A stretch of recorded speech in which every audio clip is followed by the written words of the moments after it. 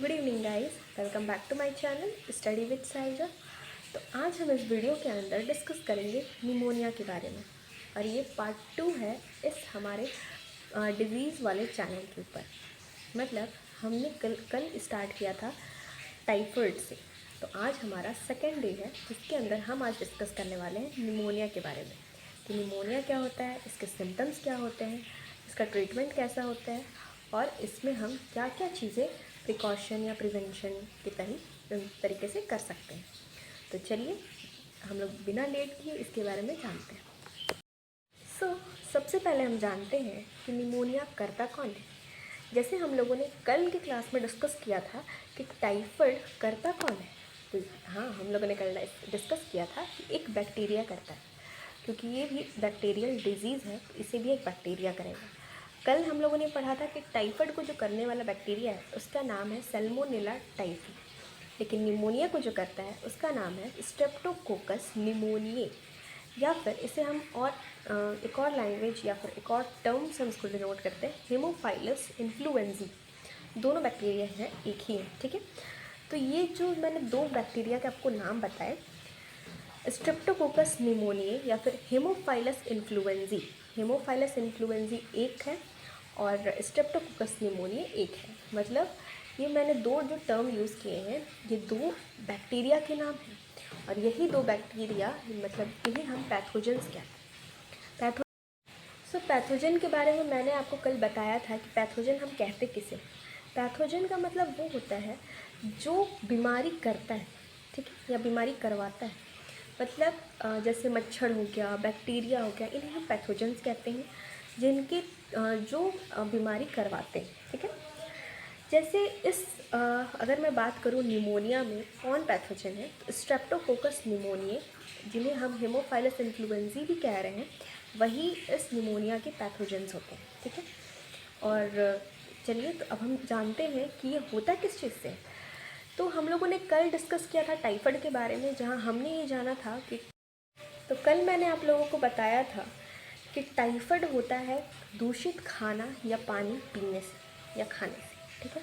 उसी तरह निमोनिया जो होता है वो बाहर कंटेमिनेटेड ऐसे ऑब्जेक्ट्स अगर रखे हुए हैं जिसमें या किसी ऐसे पर्टिकुलर इंसान है, ठीक है, उसको अगर निमोनिया उसके अंदर निमोनिया का बैक्टीरिया है और उसके अगर आप ऑब्जेक्ट्स यूज़ कर रहे हो तो डेफिनेटली उसका जो बैक्टीरिया है वो आपके पास भी आ सकता है और आपको भी निमोनिया कॉज कर सकता है। निमोनिया होता कहाँ पे है, तो ये आपके रेस्पिरेटरी ऑर्गन यानी कि लंग्स में होता है। लंग्स के अंदर होता है जहाँ एल्वियोली प्रेजेंट होती है। एल्वियोलाई हम इसे कहते हैं। एल्वियोलाई जो होता है आप लोगों ने देखा होगा, मतलब पिक्चर्स में भी, मैं पिक्चर लगा दूंगी, ठीक है। ये ग्रैप्स जैसा दिखता है, ठीक है, बलून जैसा ग्रैप्स जैसा जो होता है वैसा आपको दिखेगा। तो छोटे छोटे जो एल्वियोलीज होते हैं उसी के अंदर फ्लूइड जो होता है, जो पानी वगैरह जो होता है वो भर जाता है, ठीक है। उसके वजह से हमारे पूरे बॉडी का जो सिस्टम है ना वो हिल जाता है। कैसे हिलता है, तो इसके जो लक्षण होते हैं, इसके जो सिम्टम्स होते हैं, उसमें हमारे जो नेल्स होते हैं ना वो ग्रेश से ब्लूइश कलर में हो जाते हैं। मतलब हम लोग का जो नॉर्मल नेल का कलर होता है उससे वो चेंज होकर ब्लूइश कलर में हो जाता है, ठीक है। उसी की तरह हमारे लिप्स होते हैं, लिप्स में भी ये चेंजेस होते हैं जो कि हमारे नॉर्मल लिप्स के कलर जो होते हैं वो ब्लूइश कलर में चेंज हो जाते हैं।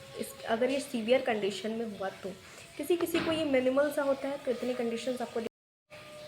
और अगर हम इसके ट्रीटमेंट की बात करें तो नीमोकोकल वैक्सीन नाम का एक वैक्सीन आता है, इसे लगवाया जा सकता है। अगर किसी को इसका बैक्टीरिया इसके अंदर अगर प्रेजेंट है तो ये लगाएंगे, ये लगाया जाता है। और अगर हम इसके प्रिकॉशन की बात करें तो प्रिकॉशन में ज़्यादातर मैं आपको यही सजेस्ट करूँगी कि आप लोग प्लीज़ अपने जो ऑब्जेक्ट्स हैं, जैसे कुछ भी आपके जो सामान है उसको शेयर ना करें, किसी के साथ शेयर ना करें। पता आपको थोड़ी पता है कि सामने वाले इंसान को किस चीज़ की बीमारी है या नहीं है, या हो सकता है आपको कुछ हो और वो किसी और सामने वाले को ट्रांसमिट हो जाए, ठीक है। फॉर एग्ज़ाम्पल टॉवल हो गया, बेसिक चीज़ें हैं, जैसे टॉवल हो गया, बॉटल हो गई, ठीक है। जनरली ये सारी चीज़ें हमें शेयर नहीं करनी चाहिए। या फिर हम जो चीज़ें यूज़ करते हैं अपने डेली लाइफ, तो अपने ऑब्जेक्ट्स कभी भी किसी और के साथ शेयर ना करें। जैसे खास करके वाटर बॉटल, मैं तो ये बिल्कुल कहूँगी कि सबसे पहले अपना वाटर बॉटल और लंच बॉक्स जो स्कूल लेके जाते हैं और वाटर बॉटल अपने पास जो आप कैरी करते हैं, वो किसी के साथ शेयर ना करें। इमरजेंसी की बात अलग है कि किसी को चाहिए, उसके पास नहीं है तो बात अलग है, बट ट्राई करें कि आप अपनी ही बॉटल अपने पास रखें, बिकॉज़ सबसे ज़्यादा ट्रांसमिट होने के चांस बॉटल से ही होता है, ठीक है। दूसरा, जो नॉर्मल चीज़ें हम यूज़ करते हैं, ग्लास हो गया, ठीक है, जिसमें हम पानी पीते हैं, ग्लास, वो जूठा पानी, जूठा चीज़ें आप किसी के साथ शेयर ना करें।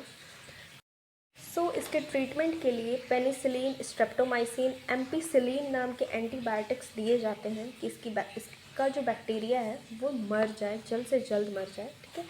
तो बस निमोनिया के अंदर बस इतनी सी चीज़ें हैं, और बिल्कुल अगर आप प्रिकॉशन अपनाते हैं तो ज़्यादा अच्छा है कि आप, मतलब ऐसा आप लोगों ने सुना होगा, प्रिकॉशन या फिर prevention is better than cure, ठीक है।